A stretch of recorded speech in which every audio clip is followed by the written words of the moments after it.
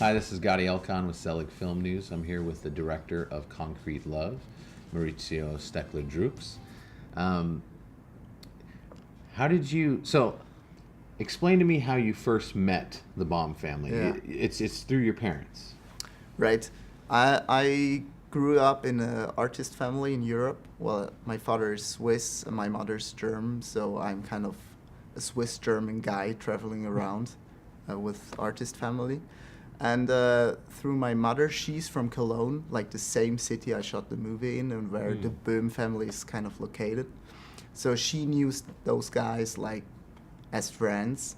And one day I was kind of sitting in the garden there and got to know first to the gardener, who's kind of the narrator of the movie.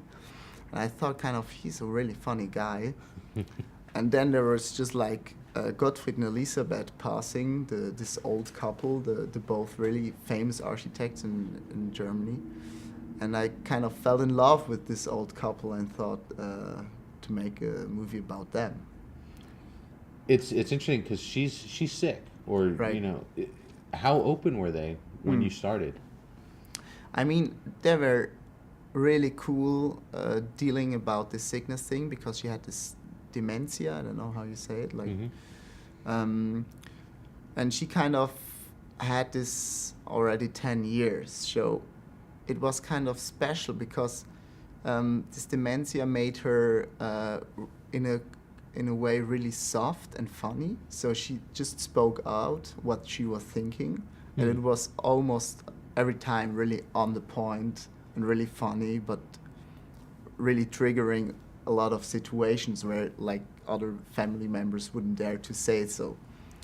So it was kind of really funny to go into this family. I had a lot of fun with Elisabeth, and she was like constantly asking me, who are you? And what are you doing here? And I was like, first I was alone with my camera, and she was like, do you want to shoot me in a way? And I was like, yeah, but just like in a nicely way. And she's like, okay, where's the makeup? So she was really making jokes and fun. So you never knew what she really get or not. Yeah. So Gottfried, I think he really liked it that this was first like a playful situation I got into. I had no idea what to do. I just like kept some moments, and suddenly I kind of began to understand that both, even though they were like over 90 years old, are still kind of working and doing this amazing architecture, like still being there and really creative and producing all that stuff. Yeah, and for those that don't know, I mean, he's very big time. I mean, what he's built. I mean, he's not just a regular architecture. He's, country's one of the best well known. Was it?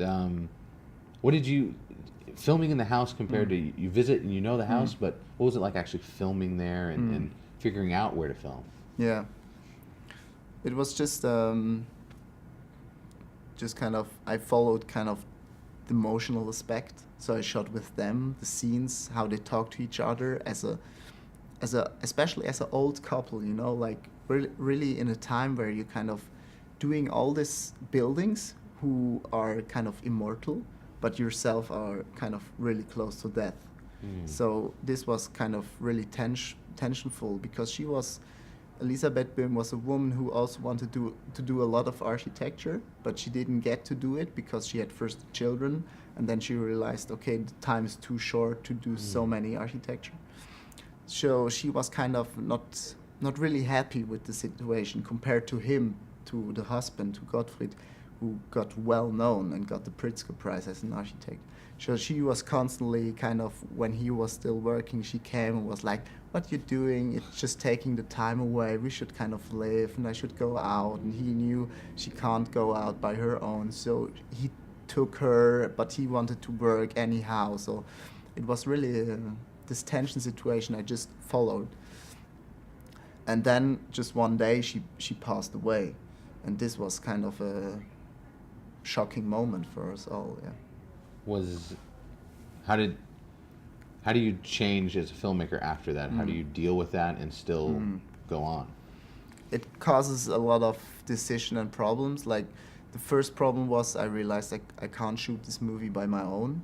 So I got a cinematographer, Raphael Binder, who just came from Berlin to shoot with me this film, and it was really hard to integrate him in the family first, because I wanted to have a really emotional shoot that people don't feel like, okay, they're shooting now. And so it was first really hard because Gottfried was like, what are you doing here? And he was like, I'm the cameraman. So they figured out that he's kind of from the same village in Allgäu, like all of them. So they constantly had another topic to talk, and it just like went great. So Cologne was important then. Yeah, right. Wow, that's really interesting. Was really important. So he got really deep into it. And then I think the most important thing on this death of Elisabeth was first that I was afraid, okay, kind of my main character's dead, but what can I do now? Because I feared about the whole movie.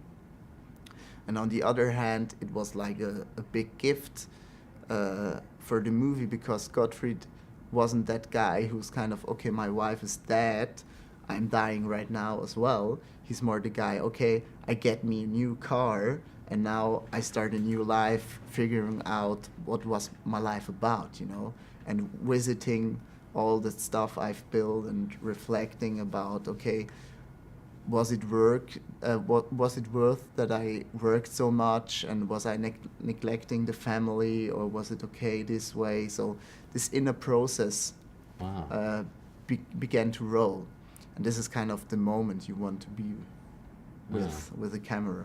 Wow. Kind of to switch subjects, I'm curious, what you're working on now. Yeah. Are you a musical documentary? Yeah, correct? right. Yeah. It's kind of since I started filming, I was always interested in artist portraits, but more like to find to use the art to show how people live or behave, kind of. And this is the same I did with the Böhm family. Kind of the architecture becomes kind of the psychology world of a man. And with this music documentary, it's about the hang drum. It's a really fancy instrument made in Switzerland by my cousin. And it just like got really widely distributed all over the world and makes kind of people going crazy and change their life, because it has this really special sounds which go directly into the brain and change people. Yeah. He's one of the few people that makes these, right? Like you don't. I mean, this isn't made anywhere. Yeah, it's my cousin. It's a she. She. Oh, that was a he the whole time. No. It's a she, and she's kind of the only one who can build it, because it's out of metal, so you have to tune every step of it. And if you retune one, the whole metal get transformed. So it's really hard to do it. And they're like in China and in Thailand and stuff like this. They try to reinvent it because you can make a bunch of money with it, but they don't succeed, kind of. Wow. Yeah. That's very interesting. Yeah. I'm excited about that. You got to fly over with some of the other German filmmakers on the same flight. Right. Yeah. What was that experience like? That must be fun to. You guys are part of the same festival. Yeah, right. This was really nice because these guys, especially producer Leopold, I got to know him at Berlinale, where we both had our movie there and still competing for the German Film Prize. So I just like saw him in the airplane. We were in the same airplane from Frankfurt here to Dallas, and yeah, it was really nice to come with them here. I'm excited for today because they're gonna have the big day today, right? They're gonna have a lot of screenings.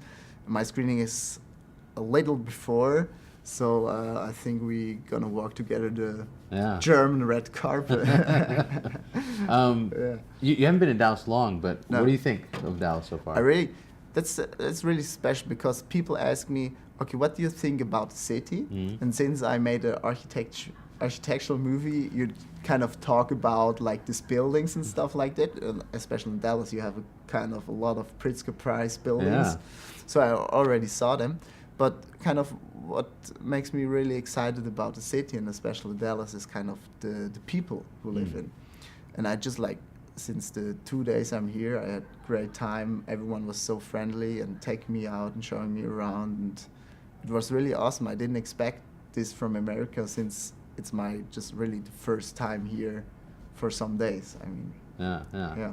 Well, we're excited to have you here. We're excited to see the reaction Thank of you. the fans, and looking forward to the red carpet too. Thank Thanks, you. Jay. Great.